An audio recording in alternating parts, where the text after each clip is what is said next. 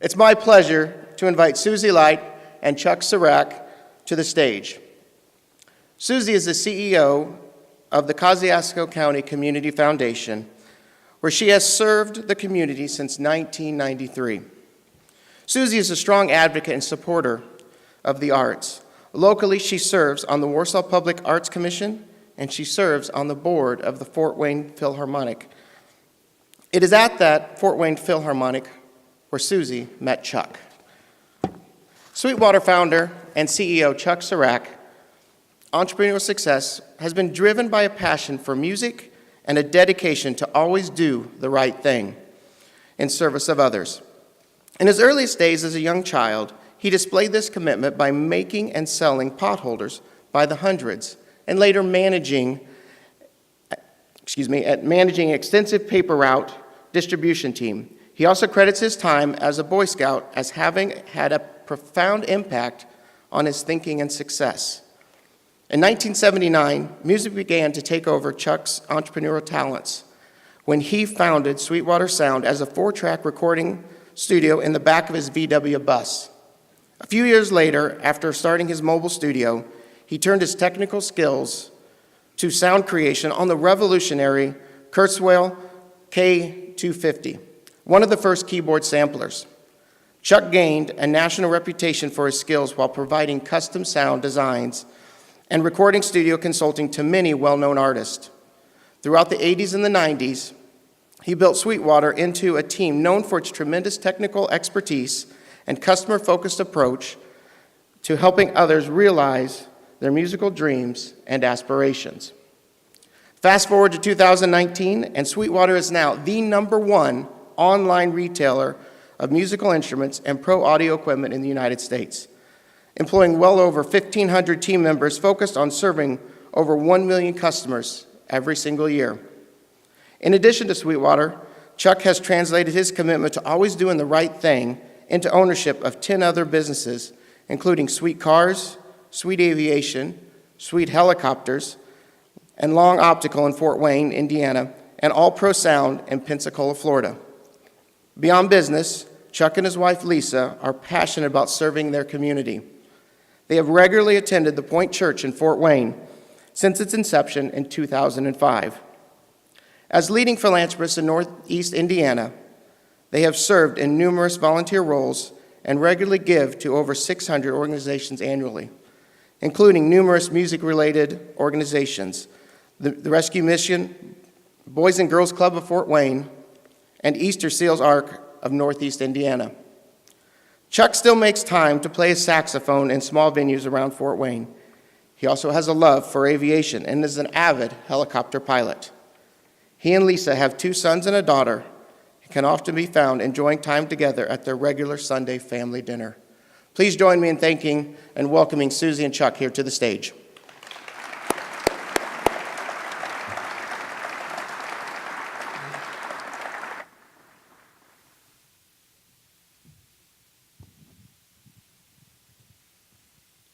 Chuck, we get the cozy chairs. I like cozy chairs. Okay. Good morning, everyone. Hi. I'm not sure what all the technical stuff I did has to do with farming, but we'll connect the dots somehow here. We're going to connect the dots. Okay. And I've got a script, but oh my gosh, Stephanie, I want to ask him so many more questions than what you gave me. So thanks so much. Thanks so much for being with us today. In this room is a mix of community and business leaders, and they tell us that one of the most pressing issues that they're facing is attracting and retaining employees. In our county, our unemployment rate is 2.7%, and our labor participation rate is 65%. So my first question today is about the principles that you use at Sweetwater to be an employer of choice. What are the core principles you follow in the way that you relate to and consider the needs of your employees? Wow, that's a great question to start with. It's a hard question. As it was said in our introduction, what was really important to me growing up, and I think really set the foundation for me, was Boy Scouts. And we didn't have, I grew up in Southern Ohio, and we didn't have an FFA chapter, but we did have 4-H, and we had Boy Scouts, and I was in both of those. And a Boy Scout learns that he's trustworthy, loyal, helpful, friendly, courteous, kind, obedient, cheerful, thrifty, clean, brave, and reverent. Those are amazing principles to live by personally, and I would say they're also amazing principles to live by professionally. And that's how I run my company, that's how I run my personal life, and it's just a great set of kind of like the golden rule of treating others the way you want to be treated. And that's what we do at Sweetwater. And I meet with every employee in the second hour they're there, and I set those standards really high right up front. I don't expect them to memorize the Boy Scout principles, but I do tell them to them. I tell them they can Google them and find them later, and if there's ever a question about what they should do, just go back to those 12 simple words. And they really are pretty simple words, but they'll give you the right direction and the right light. But we start with that. We set really high standards at our company. We have really firm culture. We treat everyone as equals. No one in our company is any more valuable or any less valuable than anyone else. We all have the same dreams, we all have the same fears, the same aspirations. And I try and get that across in everything we do at the company to treat everyone the way I would want to be treated. We treat each other with respect. It's really pretty simple stuff. In fact, everything that we'll talk about today I think is pretty straightforward and pretty simple. But with that really strong culture, we're very fortunate that we're able to get the best of the best. They do want to come work at Sweetwater. And about 70% of our employees we've relocated from all around the country. And so we have to tell them about Northeast Indiana. They generally already know about our company and the great culture that we have and the exciting workforce. And once we've had some really great people there, it inspires other great people to come. And sometimes I'm embarrassed to talk about the work environment right now because I have a lot of friends with businesses, and I understand the struggle to get good people. I understand the low unemployment rates. Those, fortunately, have not been a real challenge or an issue for us. If you've never been to Sweetwater, it's an amazing place, and I got to tell you, that is the culture there. I met the most lovely employee in the ladies' restroom who was cleaning, and she confirmed everything you just said. Thank you. Awesome. Today, Sweetwater employs over 1,500 people, and you've announced an expansion that's going to include the hire of 1,000 more people. In today's tight labor market, attracting folks but retaining them. And you know, our climate is not the greatest, so something farmers have in common with bringing employees to our community. So how do you attract and retain? Well, first off, I would say I love our climate. I love the 4 distinct seasons. You know, I go to travel around the country enough, and I don't think I could live in California 12 months of the year, or even southern Florida. I just think our seasons are so beautiful, and as soon as you're starting to get sick of winter, which I'm kind of there, we're going to have the most beautiful spring. I think it's coming in just a few weeks, and gorgeous springs and unbelievable summers that are comfortable, and of course the falls are so beautiful. So I turned that into a selling point, and as I said, 70% of our employees are from around the country, and when I really explain the 4 seasons and explain the benefits of those 4 seasons, it becomes an advantage, not a disadvantage. You know, our weather is not like North Dakota or Minnesota where it's miserable a lot more months of the year. I think we have a very reasonable, tepid amount of seasons and weather, and I think it's really a positive thing. The way we attract, though, is just that culture and the great people that are there. And you talked about our building. We have a LEEDS certified building. LEED stands for Leadership and Energy and Environmental Design. We had one of the first 200 platinum buildings in the world about 12 years ago when we built it. And it's a sustainable building. So if you came through our building, it's beautiful, of course, but we have bamboo instead of a hard wood. Bamboo grows in about 10 years. We have beautiful stone that came out of a quarry over in Ohio, but it looks like it came from Italy. And the paint on the walls and the carpet are all products that don't exude that petroleum smell, which that's that new car smell you get, but that's actually not good for your lungs. And I could go on and on about the great things about the building, and those are some of the things that potential employees and, of course, our customers and guests also recognize in our building. And all those things add up. All those things add up to helping us be able to find great employees. So you talked about kind of the external environment, the seasons, the environment of your building.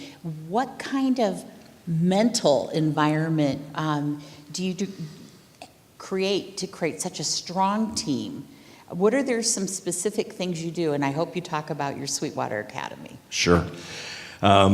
Again, culture is not something you just turn on and off. It becomes part of your personality. And in this case, it's our company's personality, and I'm sure it's a direct reflection of my personality. But it starts by treating everyone, as I said, the way you would want to be treated. Pretty simple. Treat everyone with respect. And it doesn't matter what role you have in our company.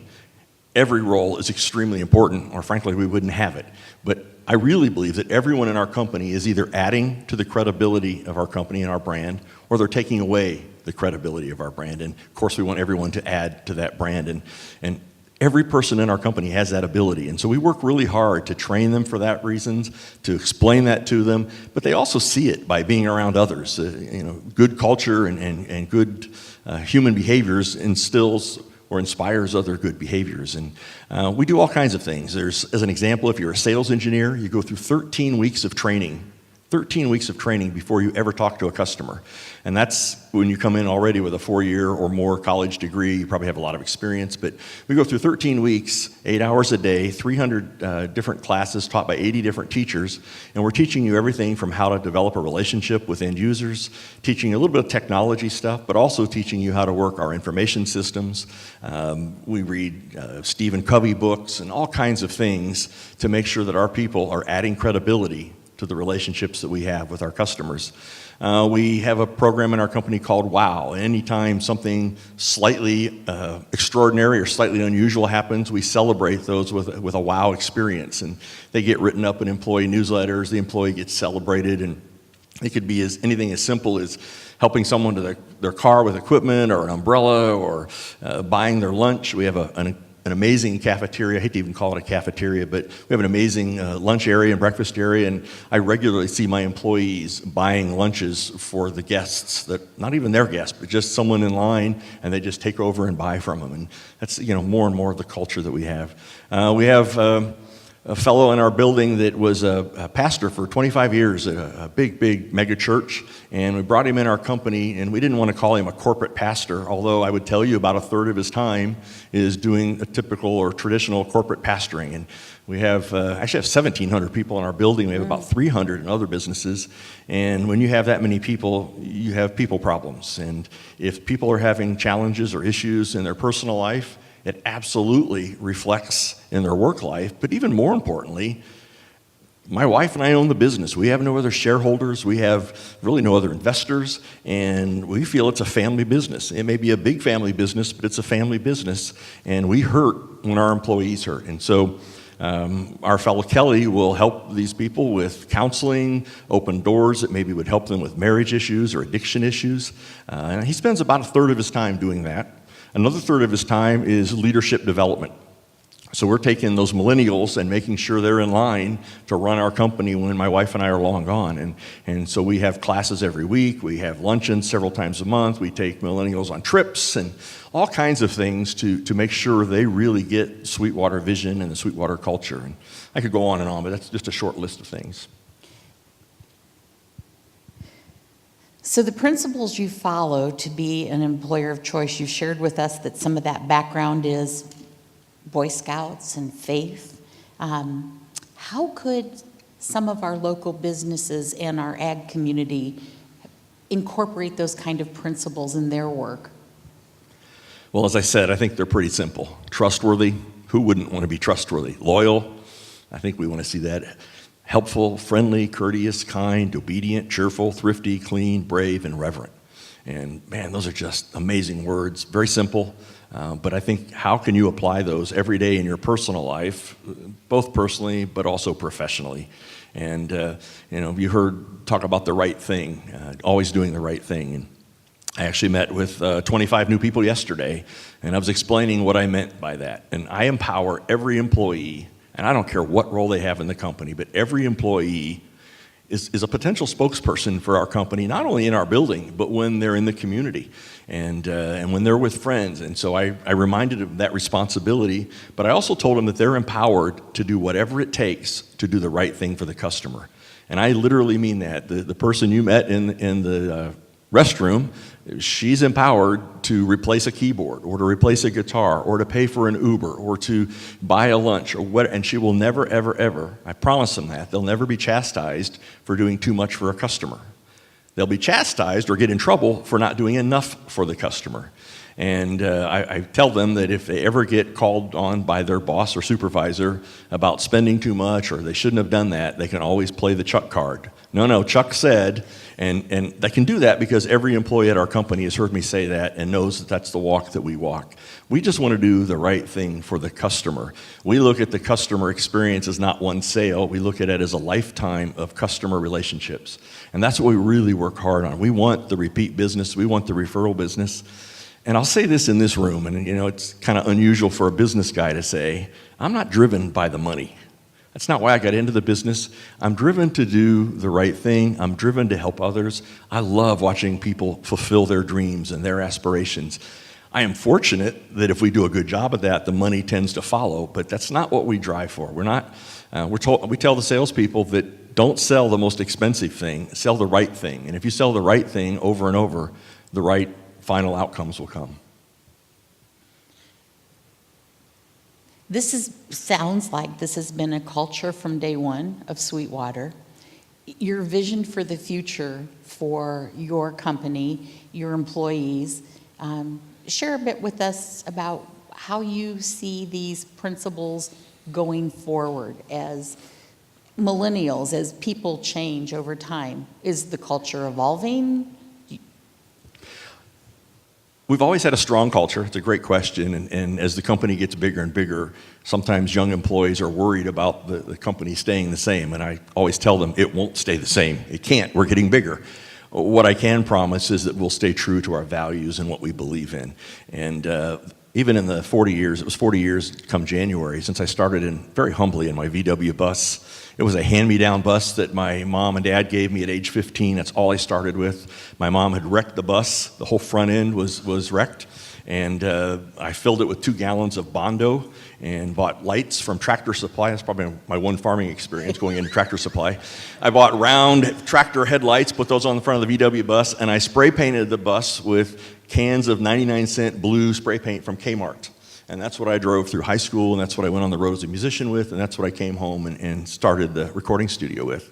But started very humbly, and I always wanted to give more and add value. And so those early days of recording, I would give them additional, back then it was records or cassette tapes, but I would give them more than they paid for. I would round the time down. I'd find ways to give additional value to the customer and make sure they were just absolutely, positively, not just satisfied, but thrilled with the experience. Carry that through 40 years later, and I have 435 sales engineers, as we call them, on the phone every day, and they do exactly the same thing. So when we sell a keyboard, as an example, we sell it with additional sounds that you can't get anywhere else. They're sounds that we create in-house.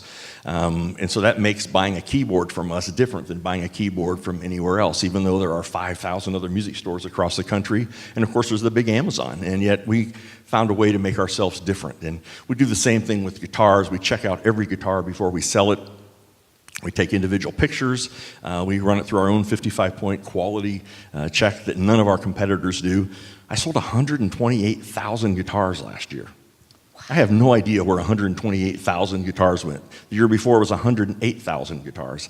And it's because of that difference that we provide at Sweetwater. We have 50 people that are on the phone full time telling you how to use your equipment, how to interface it, how to make your various products work. And those are things that we do that we don't charge extra for, but are an extra value that we provide. So if you buy from us, it's a better experience than buying from one of our competitors. And all those things help with our culture and help that we continue to do the right thing for the customer. So, value added, exceeding customer expectations, those are things that I think all of us can incorporate in our work environment. That is a strong takeaway for all of us.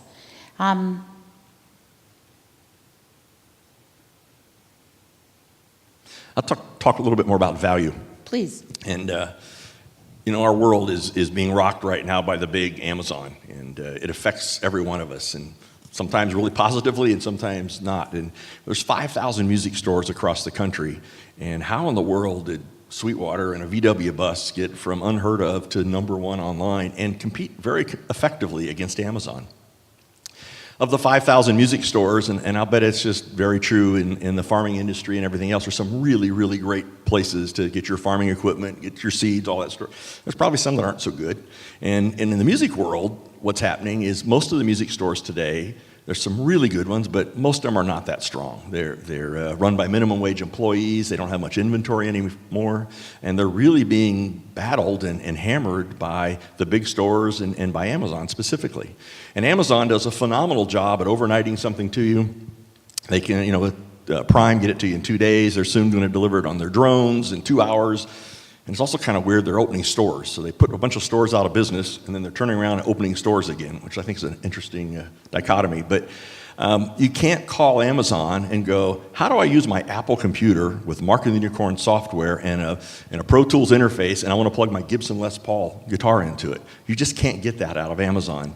And the local stores don't have the inventory that we happen to have in Fort Wayne. And so we represent thousands of brands. We have nearly 40,000 different items. And I can compete against Amazon because we add that extra value, because we have sales engineers that really know what they're talking about. They can recommend the right kind of tractor with the right kind of plow or blade or right horsepower. It's the kind of stuff that Amazon is not going to invest in having lots of people on the phone. They don't want to have you talk to somebody at Amazon. They want it all be online. I believe because we add that very unique and different value, we've differentiated ourselves from Amazon, and it's why we continue to grow even at the size we are at about 20% a year. And interesting enough, at 20% growth a year, in less than 4 years, you double in size. And that sounds unbelievable, but mathematically it's correct. And it's an interesting challenge, and I wouldn't call it a problem because it would be far worse if we were going the other direction. But when you're growing 20% a year, 4 years you're going to double in size, it really takes a lot of things into consideration. Building size and having the money for inventory and on and on and on. And that's been the opportunity that we've had at Sweetwater, which is why this last fall we announced a $76 million expansion. We have 130,000 square foot of warehouse space right now divided between 4 buildings. It's not very efficient divided between 4 buildings. It happened because we kept adding 30,000 and 40,000 foot additions on. Well, I don't know how big to build. It's a little arrogant to think we're going to continue to grow at 20% a year. But since I have many years of that experience and I look at all the outside barometers, it's also a little short-sighted to not think we will continue to grow. So I'm building a 400,000 square foot warehouse, 3.5 times the size we have today. Is that big enough? How long is it going to last? I don't know. And that's the kind of issues that as we grow quickly that we're also struggling with. But again, I want to be clear, it's not a struggle as if we were going the other direction. So building strong relationships with your employees and encouraging strong relationships with your employees as they interface with customers, what kind of specific training do you give your employees that is relationship oriented? Well, like I say, it depends on what role they have in the company. Sales engineers get 13 weeks of a lot of relationship building sort of experiences. They role play, they practice and read lots of books, and they get tested and on and on and on, because they are the ones that are the front line most of the time. But everybody in the company gets a certain level of customer service training and ongoing, but also ongoing communication. We publish an internal newsletter to all the employees every month. We meet somewhat regularly. It's hard as the company's got bigger and bigger for all of us to meet. But every opportunity we have, through email and company meetings and that sort of thing, we encourage them. We talk about our strengths. We talk about our differences. But we encourage them also to be engaged in the community. And I'm very proud of my employees. We've got lots and lots of people that are serving on boards, serving on committees. I tell all of them, just like I would say in this room, all of us in this room are very, very blessed. We're going to have 3 real meals today. We've got a roof over our head. We have a lot of things to be incredibly thankful for. And I'm not saying that we don't have issues in our lives. We all do. But all of us in this room are very, very blessed. And there are a lot of people in this world that are not. Sometimes even with circumstances beyond their control. It only takes, being quickly unemployed or some medical issue or, of course, addictions and those sorts of things. And I just encourage all my folks to give back, to help others. It's a responsibility that I believe we all have. And as we do that, we're helping the world get a little bit better, and we're helping individuals absolutely get better, but you're also helping yourself. You absolutely are going to feel better about yourself as you help others. And we work really hard to do that, and that also helps with the culture and makes people feel really comfortable at our company. So when I look at young people today, and I'm talking high school, and a small population is involved in things like FFA, 4-H, scouting. What do you, it's not in the script, okay? What do you think, like, what can we do to encourage more youth participating in things that help build important values? Well, I think it's the responsibility of all of us as adults to be good leaders, and I love young people. I've got a 12-year-old daughter, and I have two stepsons that are 24 and 26, and I have a lot of young people that work for me at Sweetwater, and I'm inspired by the young people. I really am, and sometimes I hear fellow business people kind of gripe about millennials, but they are not only our future, they are our today. And I love that they're strong. I love that they have opinions. I love that they want to do more than just work their job. But I, again, will say as adults, we have to pour into them. We clearly have to pour into them when they're young. And, my little girl likes to be on the video games like most other little girls, but I have to be an adult and manage that for her and show her things to show her there's more in life than just the video. But I think it's a responsibility that we all have. So you do a lot of this where you share your Sweetwater story. What question haven't you been asked that you'd like to share with us today? Wow. I speak to a lot of young entrepreneurs, and they come into my office or I go see them at their place, and they're always looking for advice, which again, it's inspiring to me, and it feels good and all that sort of thing. But I quickly will ask them why they're doing what they want to do, and if they tell me, well, I want to be my own boss, as I heard earlier, that's awesome. If they say I want to be my own boss and only work 30 hours a week, I'll go, whoa, I'm not sure that's going to work. And what I tell them, and quite often they're also discouraged because what they're trying to do is maybe different or unusual, or the adults around them don't understand it. And I heard that in my early years. I heard all the time, a recording studio in Fort Wayne, why not Nashville, why not LA? That isn't going to work here. And I literally had very, very few people believing in me in those early days. Now, of course, fast forward 30 or 40 years, and they all tell me they were very helpful in those early days, and they supported me. And what I would also say is I probably in those early days was discouraged when I couldn't get bank loans, when I couldn't get people to respect me or trust me. And I probably was upset about it. I don't remember that specifically, but I bet I was. If I fast forward to today, I would say how arrogant of me, because they weren't walking in my shoes. They didn't see my dreams or my aspirations, and I'm not saying I dreamed as big as we've ended up today, but I did have dreams to be successful and work for myself and that sort of thing. And so what I encourage young people is absolutely listen to advisors from around you, but if you're really interested in doing this, then you've got to be all in. I mean 110% all in and go for it. If you think you're going to do it because it's easy or it's part-time, you don't have a very good chance of being successful. And so I encourage them to listen to people around them, but also go for it. Just be all in and be willing to sacrifice and give up probably relationships and give up some material things if that's what you need to do. But you have to be prepared to be all in. And one step at a time, one foot in front of the other. And what I say is failure is not an option. There's always a way. There's always a way to get through things. Thank you so much. I think we're ready to move on, which means I need to next invite Dr. Nate Bosch and Toby to come forward. Thank you so much for sharing with us today. You're very welcome. Thank you, everyone.